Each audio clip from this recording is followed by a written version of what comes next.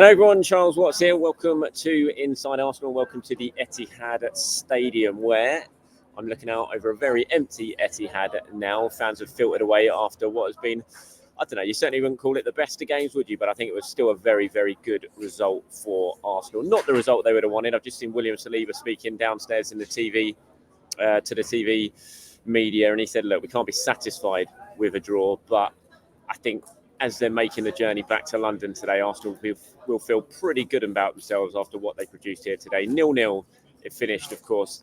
Very, very few chances at either end. Very similar game to the game at the Emirates earlier on in the season. Of course, Arsenal shaded that thanks to Gabriel Martinelli's late deflected goal. There was no late drama here today.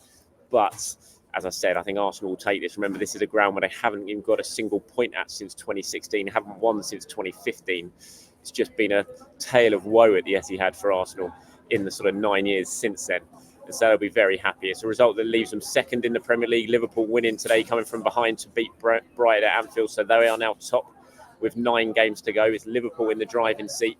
Maybe when you look at the games they've got left, they'll really fancy their chances of going on and winning this title now. It's quite interesting at full time, looking out at the Manchester City players. A lot of them dropped to the ground, were lying on the floor, whether that was fatigue or what. But I just thought it was quite interesting to see them like that. I think they were very disappointed. They know now they're 3 points behind Liverpool and they're playing catch up. For Arsenal, again, out of the 3, as I've said, I think they've got the hardest run in. Got some really tough fixtures coming up. But whatever happens between now and the end of the season, I think this performance here today and what Arsenal have done against the top teams in the Premier League this season shows this is a very different Arsenal that we're talking about now. This is an Arsenal that can come to Anfield and get a 2-2 draw. It's the Arsenal that can come to Etihad, completely shut out a City side who hadn't failed to score at home in the league here since, I think it was October 2021, going back nearly 3 years. But now, Arsenal come here and they've done that and they completely shut them out, just like they did at the Emirates. And, it's a proper men's team, I say, this Arsenal team now.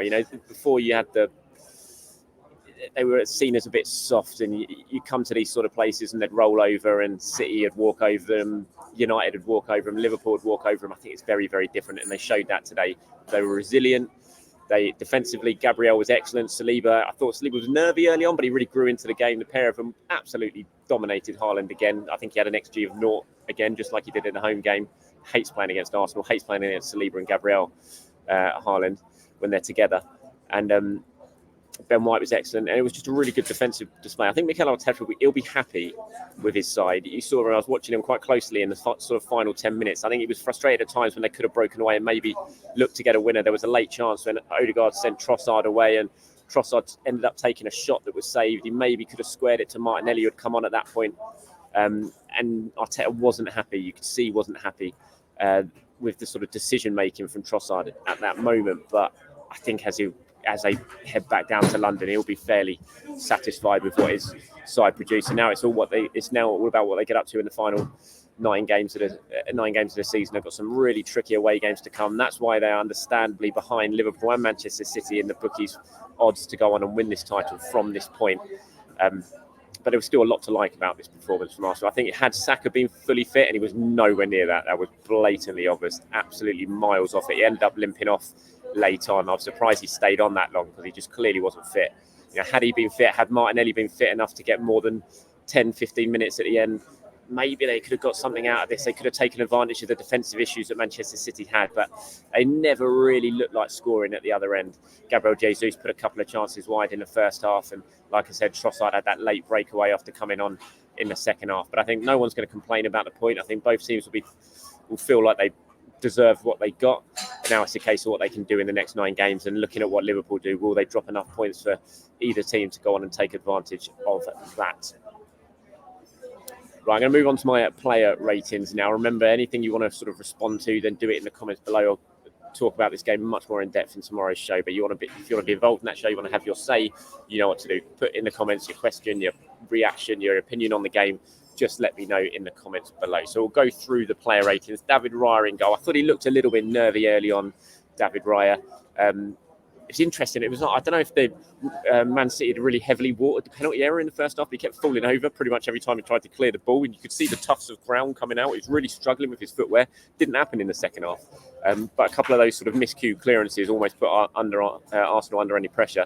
Didn't really have a save to make apart from once in the first half when from a corner, which came in and Ake sort of got his head or his shoulder to it from point blank range, but it went straight at David Raya, and he managed to make the save. Other than that, it was a fairly quiet afternoon for him. I gave him 6 out of 10. Ben White, all eyes were on Ben White after what happened with England over the international break, but I thought he played very, very well, Ben White. The first half, when Arsenal did manage to sort of escape the City press, which was quite all-consuming at times, it was Ben White who got down the right on a couple of occasions that eased the pressure and created a couple of chances for Gabriel Jesus that he failed to take advantage of. I thought it was a good performance from Ben White. I gave him an 8. The 2 centre-backs were fantastic. Saliba, I thought, was a little bit nervy early on, but really grew into the game, second half especially. Gabriel was just excellent throughout. I think Saliba got man of the match from Sky, which I was a bit surprised about. I thought Gabriel deserved it. Gabriel was certainly my man of the match, but both of them were excellent. I gave them both 8 out of 10. Jakub Kiwior, I thought he struggled, particularly in the first half. City looked like they were trying to target him. They tried to get the ball to Bernardo as much as possible. Bernardo was trying to take Kiwior on, and he was struggling a little bit. He was replaced in the second half by Tomiyasu, but to his credit, he sort of stuck to it. Kiwior kept going. And you can only do that, I suppose, but I still gave Kiwior what did I give him? I gave him a 5 out of 10. Midfield, Jorginho, he was neat and tidy, did his job. Didn't get on the ball as much as he would have liked or Arsenal would have liked. I don't think game sort of bypassed him at times a little bit. I gave him a 6 out of 10. Declan Rice, I thought it was a really good battle with Rodri in the middle of the park. Declan Rice, he showed exactly why Manchester City, Pep Guardiola was so keen to sign him last summer. I gave Rice a 7 out of 10. Odegaard, he was calm under pressure. He looked to sort of lead the press when he could. First 20 minutes of the second half, I thought he did really well at that. Sent Trossard away for that late chance. So I gave Odegaard a 6 out of 10. He just never really got in a position to really hurt Manchester City. So 6 out of 10 for him. In attack, Bukayo Saka, like I said, just did not look fit at all throughout. Saka, I was surprised he stayed on as long as he did. He looked like he was limping for most of the second half. Eventually did limp off, was replaced by Martinelli. Put in one dangerous cross that Gabriel Jesus just couldn't get on the end of at the back post early in the second half. I gave Saka 4 out of 10. I thought it was clearly a player playing who wasn't fit and not match fit. It was a bit of a gamble that didn't really work for Mikel Arteta, but you can understand why he did it. Kai Havertz, I thought, led the line well. It was a real physical battle from Havertz. Didn't see that much of the ball, but when the ball did get played to him, he caused City problems. He disrupted them a lot. He used his physicality well. Thought it was a decent enough performance from Havertz. I gave him 6 out of 10. Then Gabriel Jesus was a mixture of lively and frustrating, I described him at. He was on the ball a lot, saw plenty of the ball, but he never really took the right option when he was on it. Had a couple of chances in the first half that he put wide, just failed to get into the box at the right time to finish off that cross from Saka in the second half. I thought Akanji defended that situation very well. He just got in front of Jesus and disrupted his run. Had he not done that, I think Jesus would have had a tap-in.